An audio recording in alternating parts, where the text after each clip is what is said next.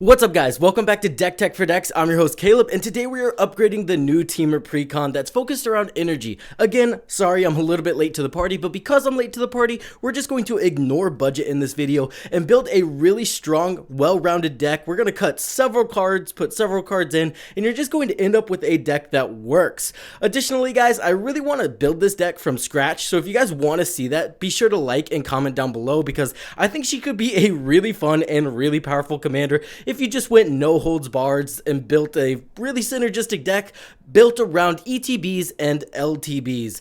Now, if you guys want a free $15, you can click on that whatnot link in the description down below. You guys get free money, helps out the channel. Additionally, you guys can get 20% off your Tolarian library proxies when you use code DT4D at checkout. Last but not least, if you guys are enjoying the content, don't forget to like, comment, and subscribe. Now, let's look at the new Saheeli. She's going to be 4 CMC in temur colors, and then she says whenever you cast an artifact spell, you get 1 energy, and at the beginning of combat on your turn, you can spend 3 energy to create a token copy of any permanent you control. That permanent is going to be a 5/5. It has haste. Sacrifice it at the end step. So right out of the gate, extra combat steps are going to give you additional triggers. We can copy that trigger as well, and it's any permanent, so it opens the door for just copying things like artifacts, enchantments. We can get some really dumb stuff going on with this girl, so if that sounds like a deck tech you want to get into, let's get into it. Quick shout out to today's sponsors before we get into it. We have Tolarian library proxies. Now, if you guys are looking for a way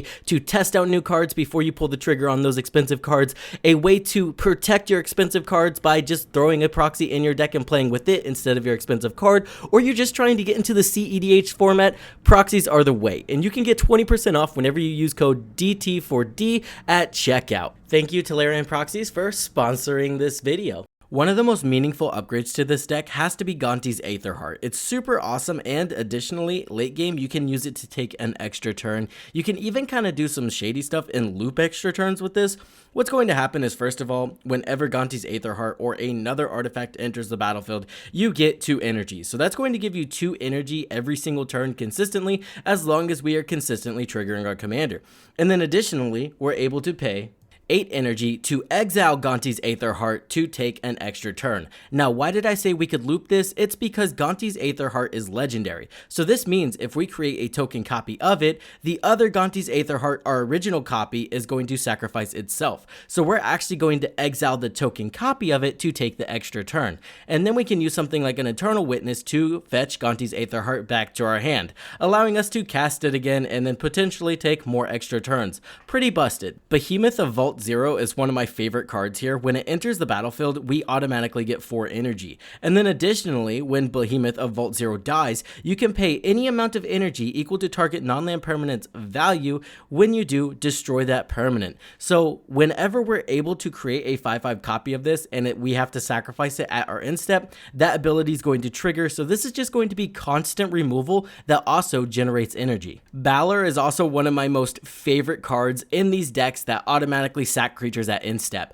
What happens here is this has the potential to deal 19 damage every single turn. Let me explain. Let's say we have Balor. We create a token copy of Balor, and then that token copy is going to attack since it has haste. Assuming someone has 7 cards in their hand, they're going to take 7 damage. Then Balor is going to do 5 damage to their face. So we're already up to 13 damage, and then when Balor dies, you guessed it, we're going to deal an additional 7 damage to their face, putting us at a total of 19. I meant 12, not 13 earlier. But anyway, that's super busted, especially since we have the original Balor around as well. So if we attack the same person with this, good chance they just die. Blaster Hulk is a super fun card. I can't wait to play in this deck. It does cost 8 mana, but it does cost 1 less for each energy we've paid or lost this turn. So at a minimum, if we trigger our commander, this guy's only going to cost 5 mana. Then we get an 8/8 for 5 mana that says whenever Blaster Hulk attacks, we get 2 energy, and then we may pay 8 energy. When you do, Blaster Hulk deals 8 damage divided as you choose among up to 8 targets. This can kind of be a pseudo board wipe that we can do pretty regularly since a lot of creatures in this deck generate a ton of energy. Magmatic Galleon, remember we can copy any permanent, so why don't we copy vehicles as well? Because whenever Magmatic Galleon enters the battlefield, it deals 5 damage to target creature an opponent controls. And then it says whenever one or more creatures your opponent controls are dealt access non-combat damage, we get to create a treasure token. Notably, remember, we're going to have 2 Magmatic Galleons on the battlefield, the original and the copy. So that means whenever we act something, as long as we're dealing over the damage that it takes to kill it, we're generating 2 treasure tokens. Saheeli, Sun's Brilliance, super simple here. We're just basically creating more token copies of the creatures that we've already created a token copy of. Pretty broken. Worldwalker Helm and Esoteric Duplicator also seem like auto-includes in this deck. Esoteric Duplicator says, whenever you sacrifice Esoteric Duplicator or another artifact you control, you may pay 2 mana. If you do, at the beginning of next end step, create a token that's a copy of that artifact. So now, every time we activate our Saheeli and have to sacrifice that creature, we're just going to get another token copy of that creature at the beginning of our upkeep, which kind of seems insane. We can also sacrifice this to draw a card, but I'm not super interested in that.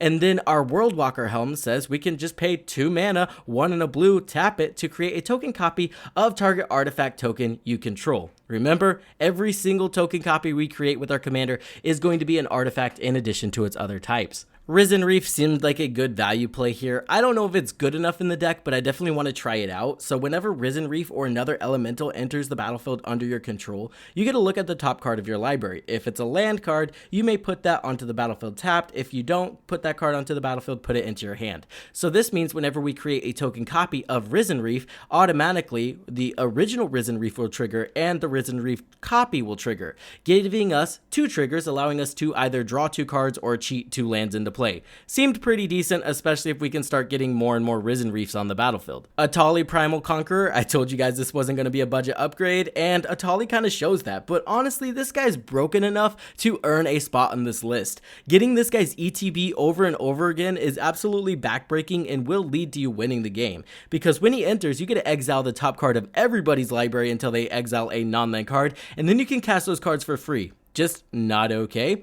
Vaultborn Tyrant kind of seemed like a fun include as well. This guy says whenever Vaultborn Tyrant or another creature with power 4 or greater enters the battlefield, you get to gain 3 life and draw a card. Additionally, whenever Vaultborn Tyrant dies, if it's not a token, we get to create a copy of it, so it's really hard to lose this guy, and he's solid card advantage.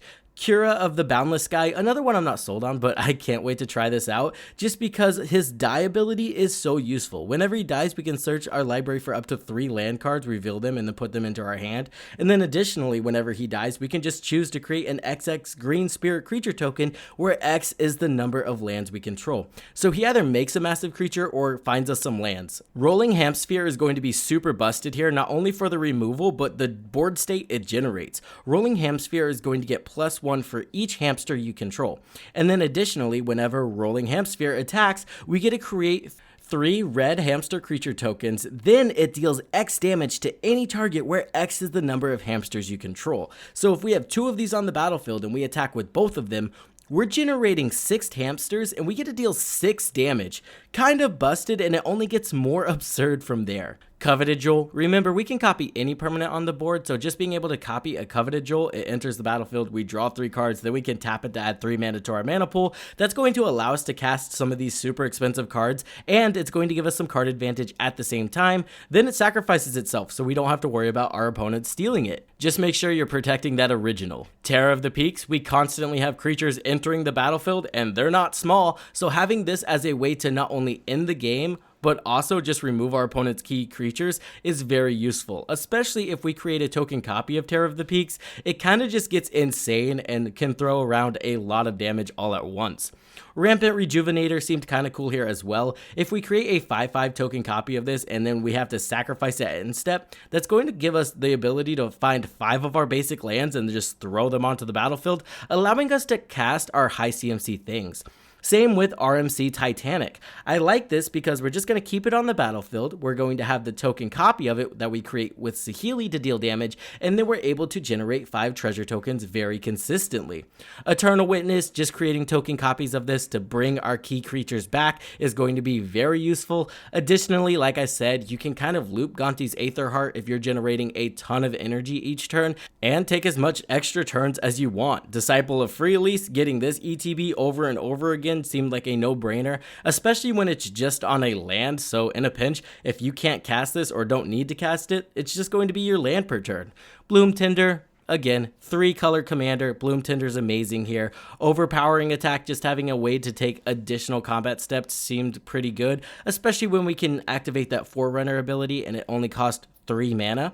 Then I'm going to finish up the Talisman and Signet Cycle just as an easy way to trigger our commander while ramping us to our big threats that this deck has in the 99. And that's going to do it for the deck tech, guys. The cuts are in the sideboard of the Moxfield link, so enjoy that. Let me know what you think about the upgrades. Leave some upgrades down in the comment section down below, and let me know if you want me to build this from scratch, because building from scratch, you kind of always end up with a little bit of a better deck. With that being said, let's shout out those patrons: Irrelevant, Chicken Salad, Creator, Excessum, and The Professional Heal. You guys are amazing. I hope this helped you guys in your deck building endeavors, and I will see you in the next one.